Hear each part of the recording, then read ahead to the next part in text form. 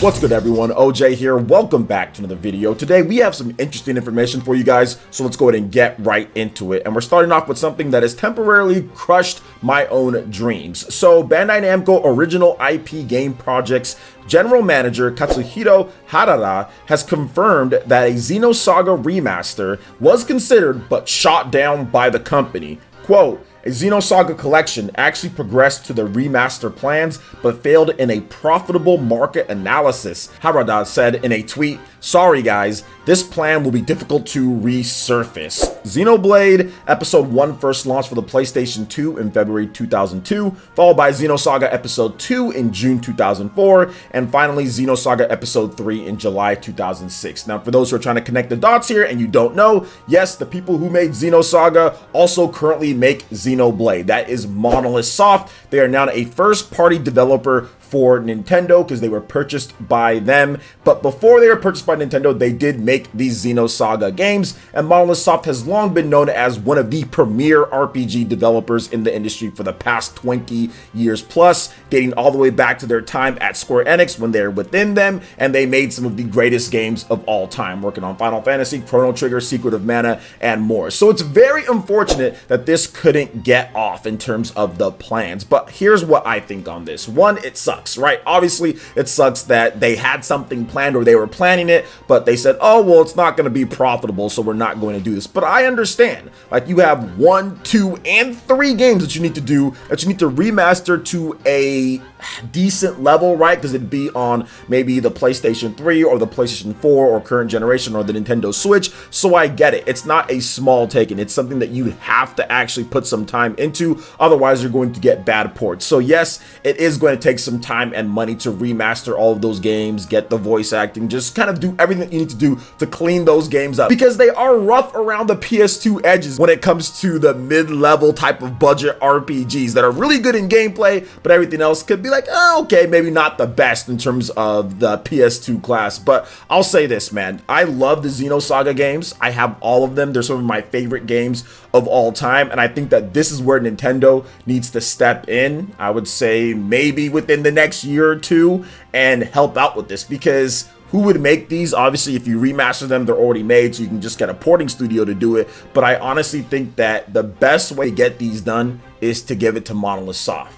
Monolith Soft is no longer working under Bandai Namco directly. They're with Nintendo. So Nintendo, Monolith Soft, and Bandai Namco need to get together and see what they can do to get these games remastered. Obviously, that would only make it on the Nintendo Switch if Nintendo had to step in, or it would be like Switch and PC.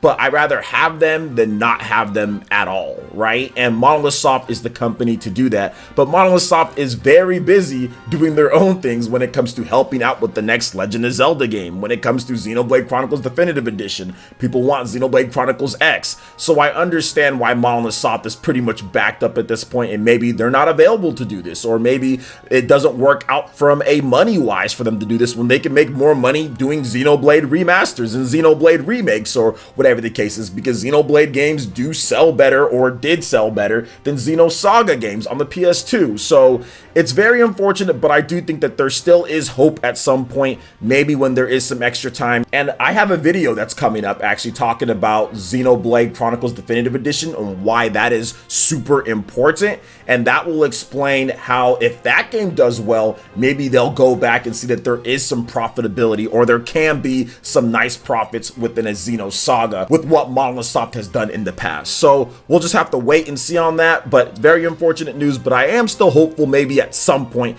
these games will be remastered. In the meantime, you can check these games out on the PlayStation 2. They're pretty expensive online, but you should be able to get them for anywhere, all 3 for like 100 to like 150, somewhere in that range.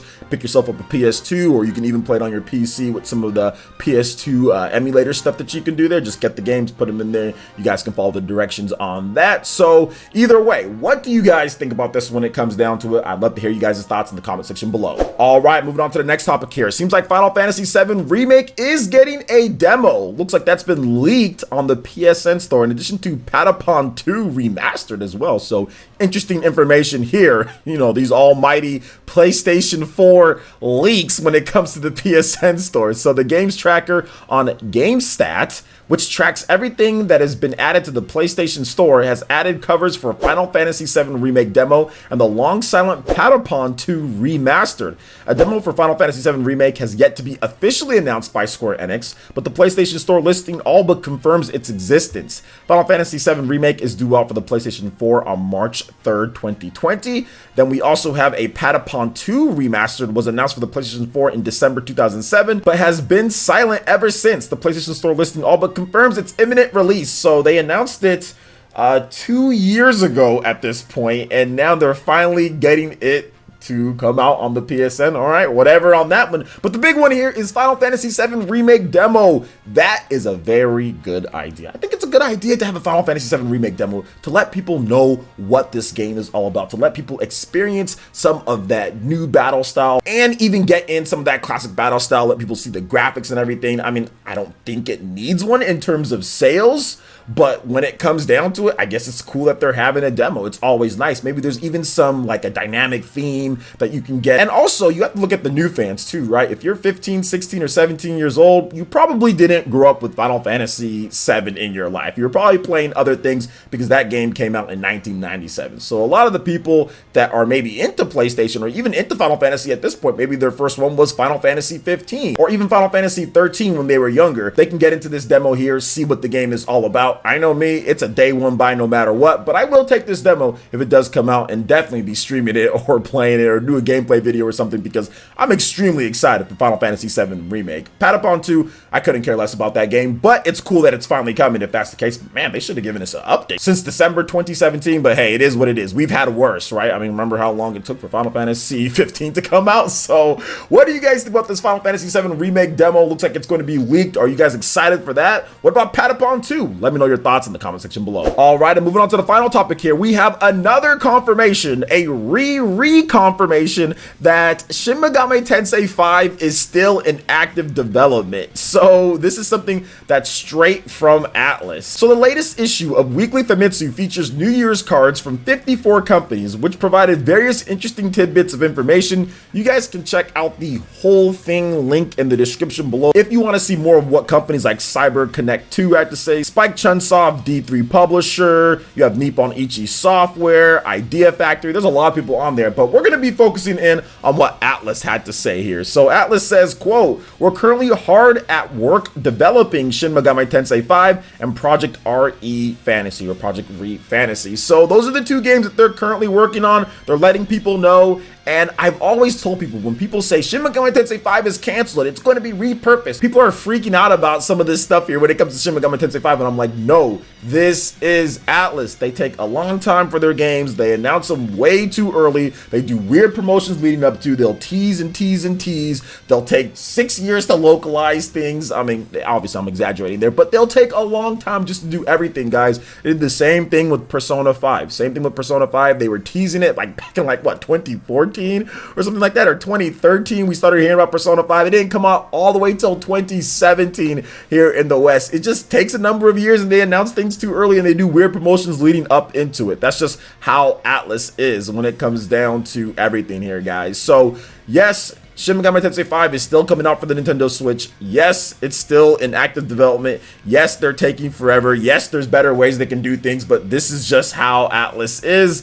And there's really nothing else that anybody can do about it. This is just how they program and develop and how they market and just what they do. Yes, it is frustrating, but that's just how the company is. But ultimately, whenever their games do come out, Atlus makes some amazing stuff. Persona 5 is one of the greatest games I've ever played. Shin Megami Tensei 4 is one of the greatest portable RPGs I've ever played. So yeah, I'm really looking forward to Shin Megami Tensei 5. And when it does finally come out, I think it's going to be really good. I do feel that 2020 is the year, 3 years after the original reveal of the game. game at the Nintendo presentation in 2017. I feel that we are going to see the game probably at a Nintendo Direct of some sorts. I think they are saving that real first gameplay trailer, that announcement in terms of release date. I think they're saving it for a Nintendo Direct because that's a big game. Because remember, it was in the January presentation for Nintendo. So they really wanted that to be a highlight and to be a focus. So I'm pretty sure Atlus and Nintendo are working together in order to get that game a big reveal at a Nintendo Direct. So we got Tokyo Mirage Sessions in the meantime, right, from Atlus. So if you want some